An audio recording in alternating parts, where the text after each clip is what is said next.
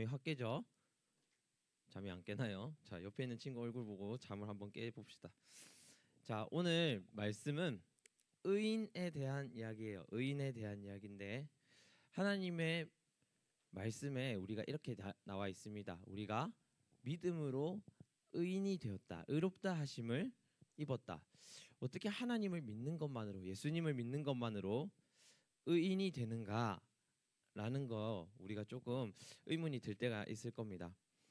의롭다라고 하는 것은 사전에 보면 이렇게 나와 있어요. 사회적으로 정도, 그러니까 바른 길을 걷는 것, 그것이 의라고 나와 있는데, 의인이 되었다라고 하는 것은 그렇다면 우리가 사회적으로든 어떤 관계 안에서든 우리가 바른 길을 걷고 있다라는 이야기입니다. 근데 믿음으로 말미암아 이 바른 길을 걷게 된다라는 이 의미가 과연 어떤 의미인지 우리가 한번 살펴볼 필요가 있습니다. 하나님 안에서 의인이 된다라고 하는 것은 관계의 측면이 있습니다. 다음 슬라이드 한번 넘겨주실래요? 여러분들이 이번 한 주를 살아가면서 이 의인의 기준을 무엇으로 할까 했을 때 우리가 하나님을 믿는 것으로 의의 기준을 잡아야 한다라는 거예요. 왜 그런가요? 왜 우리의 의의 기준이 하나님을 믿는 것이 되는 것일까라고 하는 것을 우리가 궁금해해 볼 수 있습니다. 하나님을 믿는 것으로 우리의 의의 기준을 삼아야 하는 이유는 우리가 하나님을 닮은 형상으로 지어졌기 때문입니다. 하나님께서 우리를 이 땅에 보내실 때에 하나님을 닮은 모습, 하나님과 그분과 함께 창조했던 모든 것들이 하나님 안에서 관계를 이루는 것처럼 우리와 하나님과의 관계도 그렇게 되기를 바라면서 우리 하나님의 형상 가운데 지으셨기 때문에 우리가 하나님과의 관계가 어떻게 되어 있는가에 따라서 우리가 이 의롭다의 기준을 가지고 갈 수 있어요. 다음 슬라이드 한번 넘겨주시면 우리가 오늘 말씀에 이렇게 나와 이 슬라이드 아니고 앞에 한참 앞일 건데요. 아닙니다. 일단 계속 넘겨주세요. 계속 넘겨주세요. 이렇게 우리가 말씀 오늘 3장 10 로마서 3장 10절에 보면 이렇게 나와 있습니다. 로마서 3장 10절에는 하나님께서 기록된 바 의인은 없으니 하나도 없다라고 얘기를 하고 계십니다. 왜 우리에게 의인은 없는데 하나도 없다라고 얘기를 하셨으면서 너희가 나를 믿음으로 말미암아 의롭게 된다라고 얘기를 하셨을까요? 아까 앞에서 우리가 의인이 되는 기준이 하나님과의 관계성에서 있다고 얘기를 했어요. 우리가 창세기를 살펴보면 하나님이 사람을 지으시고 사람에게 많은 것들을 허락하시고 사람과 하나님의 관계가 계속 좋은 쪽으로 이어질 때는 우리에게 죄라고 하는 죄인이라고 하는 칭함이 없었어요. 그런데 이 하나님과의 관계가 딱 깨지는 선악과의 순간을 맞이하게 되면 그때부터 죄라고 하는 개념이 생겨납니다. 그리고 우리 안에 의인이 없어지게 됩니다. 아까 전도사님이 말했듯이 하나님과의 관계가 우리 안에서 의인이 될 수 있는가, 의인이 될 수 없는가를 결정하는 거예요. 이 세상의 법칙을 하나님께서 정하시고 만드셨기 때문이죠. 자, 이랬는데 어떻게 하나님께서 우리를 의인으로 만드시는가 하는 거예요. 어떻게 우리가 그런데 의인이 될 수 있는가 하는 거예요. 오늘 말씀 가운데 그 답이 있습니다. 오늘 말씀 우리 다 같이 한번 읽어보도록 하겠습니다. 시작. 곧 예수 그리스도를 믿음으로 말미암아 모든 믿는 자에게 미치는 하나님의 의인이 차별이 없느니라. 모든 사람이 죄를 범하였음에 하나님의 영광에 이르지 못하더니 그리스도 예수 안에 있는 속량으로 말미암아 하나님의 은혜로 값없이 의롭다 하심을 얻은 자 되었느니라. 오늘 말씀에서 우리가 볼 수 있듯이 모든 사람이 죄를 범해서 하나님과의 어떤 관계에 미치지 못한 거예요. 하나님과 내가 가지고 갔어야 하는 어떤 관계에 미치지 못하게 된 거예요. 그걸 해결하기 위해서 하나님께서 예수 그리스도를 우리에게 허락하셨다는 거예요. 그분이 우리에게 하나님과의 관계, 하나님께로 가는 그 길을 터주기 위해서 오셨다는 거예요. 그리고 그 길을 우리가 걸을 수 있는 믿음이 우리에게 있어야 하나님과의 관계가 회복될 수 있다는 거예요. 그래서 우리 안에 있는 믿음으로 우리가 다시 한번 하나님 앞에서 의로운 사람이라고 이렇게 칭함받게 되는 그런 기회를 얻을 수 있다는 겁니다. 그래서 하나님께서 우리를 보시는 기준은 언제나 믿음 가운데 있습니다. 믿음 가운데 있습니다. 이것을 우리가 이신칭이라고 하는 어려운 말로 하는데 뜻을 풀어서 해석하면 이렇습니다. 우리가 믿음으로 말미암아 하나님께서 너희를 의롭다고 말해준다, 이런 뜻을 가지고 있습니다. 우리가 실제적으로 비록 의인은 아니지만 하나님의 능력, 하나님의 의가 우리한테 씌워지는 것으로 말미암아 우리가 드디어 너희가 의로워졌다라고 하나님께서 말해준다는 거예요. 우리가 그것을 은혜라고 합니다. 이 믿음으로 말미암아서 의인이 된 사람들의 여러 예가 나옵니다. 로마서 4장 18절에서 22절까지 말씀인데요. 전도사님이 봉독하도록 하겠습니다. 아브라함이 바랄 수 없는 중에 바라고 믿었으니 이는 내 후손이 이 같으리라 하신 말씀대로 많은 민족의 조상이 되게 하려 하심이라. 그가 백세나 되어 자기 몸이 죽은 것 같고 사라의 태가 죽은 것 같음을 알고도 믿음이 약하여지지 아니하고 믿음이 없어 하나님의 약속을 의심하지 아니하고 믿음으로 견고하여져서 하나님께 영광을 돌리며 약속하신 그것을 또한 능히 이루실 줄을 확신하였으니 그러므로 그것이 그에게 의로 여겨졌느니라. 우리가 잘 아는 이 아브라함의 말씀은 믿음이 어떤 것인가를 보여줍니다. 아브라함이 아무것도 없는 상태에서, 아무 근거도 없는 상태에서 하나님께서 내가 너로 인해서 복음의 민족을 세우겠다, 너로 인해서 인류를 구원할 수 있는 민족을 세우겠다라고 하셨을 때 아브라함의 나이가 더 이상 자신의 자식을 생각할 수 없는 나이였고 그 안에 살아도 자신의 자식을 꿈꿀 수 없는 나이였음에도 불구하고 아브라함이 자기의 집을 떠나서 하나님께서 나라를 이루겠다 하신 그 장소로 나아갑니다. 사실 이것은 하나님과 그동안의 관계가 돈독하지 않으면 해낼 수 없는 일이에요. 왜냐하면 이때 이 무리 밖을 나가게 되면, 이 공동체 밖으로 나가게 되면 자기에게 오는 그 어마어마한 위협들을 자신 혼자서 감당해야 됐기 때문입니다. 자신의 목숨을 걸고 하나님께서 꿈꾸고자 하신 그 나라가 있을 장소로 나아갈 수 있었던 거예요. 그동안의 하나님과 아브라함이 얼마나 돈독하게 그 관계를 이어나갔는가, 하나님께서 보여주신 그 많은 능력들을 이 아브라함이 얼마나 믿었는가 볼 수 있는 대목입니다.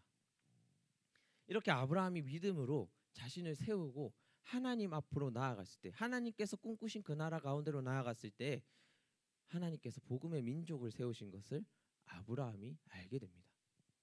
그리고 아브라함의 그 행동을 하나님이 의롭다 얘기해 준 겁니다.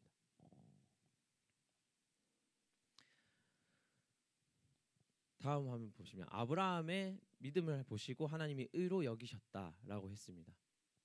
이 칭의라고 하는 아까 그 단어, 하나님이 너를 의롭다고 칭해 준다라고 하는 이 단어는 아브라함이 실제로 자신이 어떠한 바른 행동을 해서 그런 것이 아니라 하나님이 의로우신 분이라는 것을 믿고 자신이 그 길을 나아간 겁니다. 하나님이 의로우신데 하나님이 그 의로우심을 믿고 그 의의 길로 나아간 겁니다. 그때 하나님께서 이 아브라함을 의롭다고 말해준 겁니다. 이 안에 우리의 어떤 노력이나 행위가 아니라 하나님이 의롭다 하시는 그 믿음을 가진 그 믿음만으로 하나님께서 의롭다라고 얘기를 해주신 겁니다. 아까도 말했지만 그것을 우리가 하나님의 은혜라고 합니다. 우리가 이 교회에 나와서 예배를 드릴 때에 우리가 은혜를 받고 갑시다라고 얘기를 할 때 우리의 믿음은 여기에 있어요. 하나님께서 우리와 어떤 관계를 맺고 가시냐, 내가 오늘 이 예배 가운데 하나님과 어떤 관계상에 있느냐, 하나님께서 오늘 나에게 어떤 의로운 능력을 베풀고 계시는가, 우리가 그것을 늘 발견해 갈 때 우리가 하나님께 받은 의인이라고 하는 칭함을 받게 된다는 겁니다. 우리는 우리의 행위로 의롭게 될 거라고 생각을 하는 게 굉장히 많아요. 어떤 착한 행동을 했을 때, 다른 사람에게 칭찬받을 만한 행동을 했을 때, 우리가 어떤 노력을 해서 어떤 목표를 달성했을 때 내가 의로워졌다라고 착각하는 경우가 많습니다. 그러나 사람은 늘 바뀌는 거예요. 어떨 때는 인정을 받을 수도 있고 어떨 때는 인정받지 못할 수도 있고, 내가 오늘 착한 행실을 했더라도 1분 뒤에 내가 다른 친구와 싸울 수 있는 거고, 우리가 늘 바뀌는 존재입니다. 늘 우리가 죄 가운데 갈 수 있는 존재입니다. 그런데 하나님께서 어떻게 일관적으로 우리를 의인이라고 얘기를 해주시는가 하고 봤더니, 우리가 하나님의 의로심을 보고 그 길로 나아가려고 하는 그 과정 가운데 하나님께서 의롭다라고 얘기를 해주시는 겁니다. 우리의 노력이 아니라 하나님께서 의로우시고 내가 그 의로운 길을 걸을 것이다 하는 그 믿음을 가진 그 믿음만으로 하나님께서 은혜를 주신다는 겁니다. 다음 화면 보시면 그 다음 화면이요. 우리가 두 가지의 선택의 기로에 늘 서 있을 수 있습니다. 죄인의 길에 서느냐, 의인의 길에 서느냐.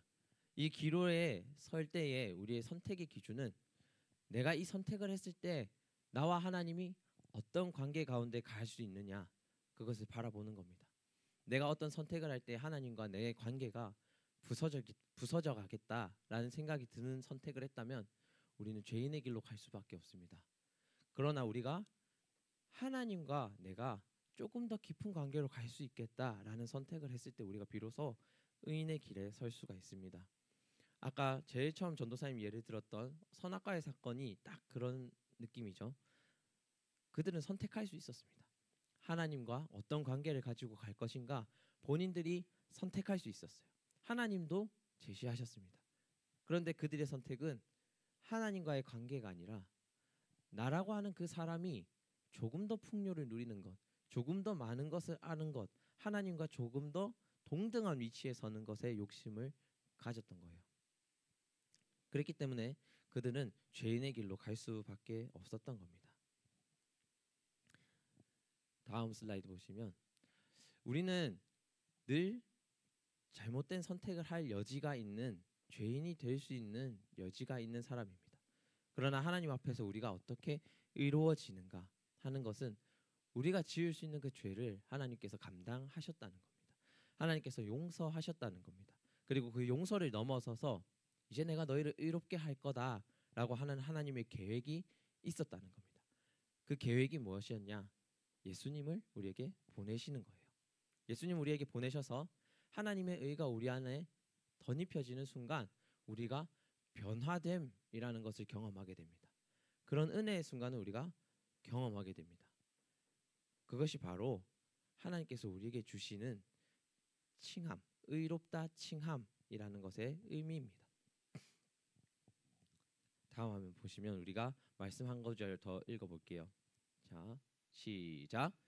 예수는 우리가 범죄한 것 때문에 내줌이 되고 또한 우리를 의롭다 하시기 위하여 살아나셨느니라.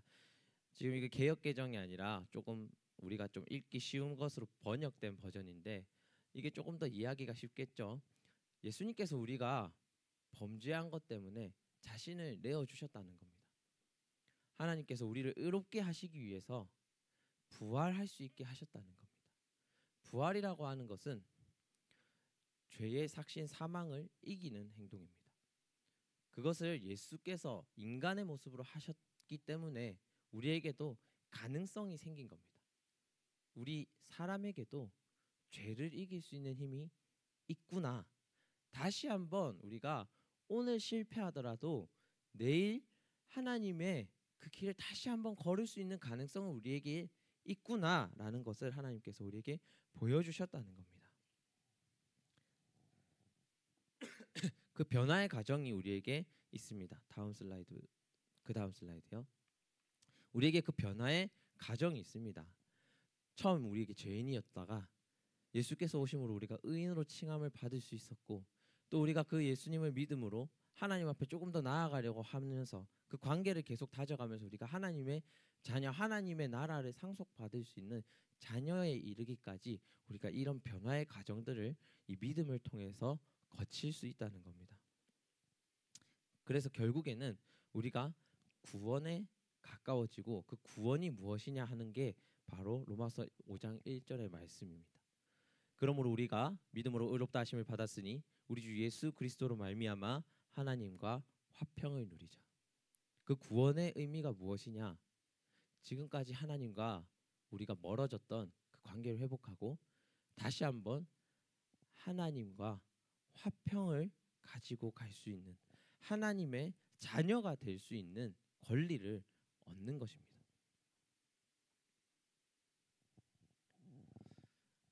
한 책을 소개할게요. 이 책은 한국 전쟁에 대한 이야기입니다. 한국 전쟁 가운데서 생긴 혼혈아에 관한 이야기인데, 이 한국에서 당시에 이제 미군이 주둔해 있었거든요. 미군과 한국인 여자가 이제 결혼하면서 생긴 혼혈아가 굉장히 많은 문제가 되었습니다. 그들은 어디에도 속하지 못하고 사회로부터 버림을 받게 됩니다. 부모도 그들을 버리게 됩니다. 이 주인공은 어린 나이에 노숙을 하면서 메뚜기나 들에 있는 쥐들로 겨우 끼니를 연명하고 사람들로부터 외면당하고 사회로부터 격리돼서 그냥 죽을 날만을 기다리는 사람이었습니다. 그리고 이 사람을 고아원으로 격리시켜 버립니다. 그리고 그 고아원에서 이 주인공은 한 미국인 선교사 부부를 만나게 됩니다. 그 사람이 9살쯤 이제 입양을 하게 되는데, 엄청 큰 거구의 아저씨가 그 주인공에게 다가와서 눈을 맞추고 그 손을 잡아줍니다. 그리고 얼굴을 이렇게 만져줍니다. 이 주인공은 그 손이 정말 따뜻하고 푸근하고 지금까지 만날 수 없었던 사랑을 만난 것 같은 느낌을 받게 됩니다. 그러나 그 주인공은 지금까지 그러한 사랑을 받아보지 못했기 때문에 지금 자기가 생각하는 그 행복한 마음과는 별개로 손을 뿌리치고 도망가고, 그리고 얼굴에 침까지 뱉게 됩니다. 그런데 이 부부가 이 입양을 포기할 줄 알았어요. 그러나 이 부부가 그 다음날 다시 한번 이 주인공을 찾아옵니다. 그리고 그 주인공을 입양했다는 사실을 알려줍니다. 이 주인공은 자기가 생각할 때에 지금까지 다 외면했고 내가 버림받았고 내가 하찮은 존재인데 이 사람들은 도대체 왜 나를 선택했을까 고민하게 됩니다. 이상하게 생각하게 됩니다. 그래서 혹시 나를 데리고 가서 부려먹으려는 것은 아닌가 의심도 하게 됩니다. 그러나 이 부부는 이 주인공을 데리고 와서 깨끗이 씻겨주고 정말 귀한 자녀를 대하듯이 이 주인공을 대해줍니다. 좋은 잠자리, 좋은 음식, 그리고 이 아픈 것들을 치료해 줄 수 있는 좋은 약들을 써가면서 이 주인공을 케어하게 됩니다. 그리고 너는 내 딸이다 라고 지칭해 주게 됩니다. 하나님이 우리에게 똑같이 대하고 계십니다.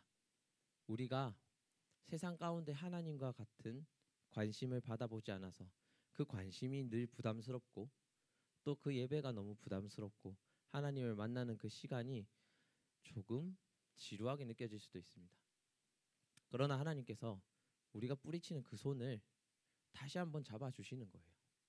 우리가 그 삶 가운데 내가 하나님이 원하는 그 삶이 너무 힘들어서 못 살겠어요 라고 얘기할 때에 하나님이 다시 한번 일으켜주는 겁니다. 아니야, 너 할 수 있어. 넌 내 자녀니까 그런 것들을 받을 자격이 있어.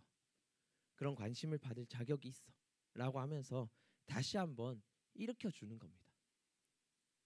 하나님께서 다시 한번 이 삶 가운데서 내가 사랑하는 자녀의 모습으로 살아봐 라고 여러분들에게 말씀하시는 겁니다. 오늘 하나님이 우리를 의인이라고 얘기해 주었다고 얘기했습니다. 그 의인이라고 얘기해 줬다 하심은 내가 너희를 구원했고 너희 안에 나를 닮아서 나처럼 살아갈 수 있는 힘이 능력이 있어라고 하나님이 인정해 주시는 겁니다. 내가 내 사랑으로 내 의로 너희를 이끌고 갈 능력이 있어라고 이야기해 주시는 겁니다.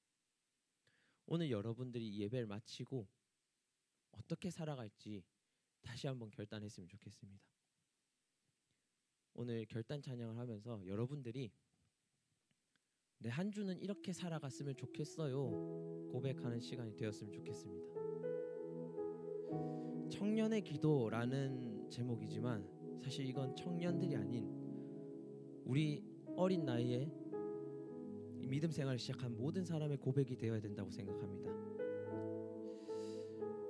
어떨 때는 낮은 모습으로, 어떨 때는 티가 나지 않는 모습으로, 고생을 했는데 보상받지 못한 모습으로 살아가지만 그 가운데 하나님이 너희는 의롭다, 너희는 내 자녀다, 이 세상 가운데서 많은 것들을 너희가 받을 수 있는 존재다라고 격려하시는 목소리가 여러분들에게 들리기를 소망합니다.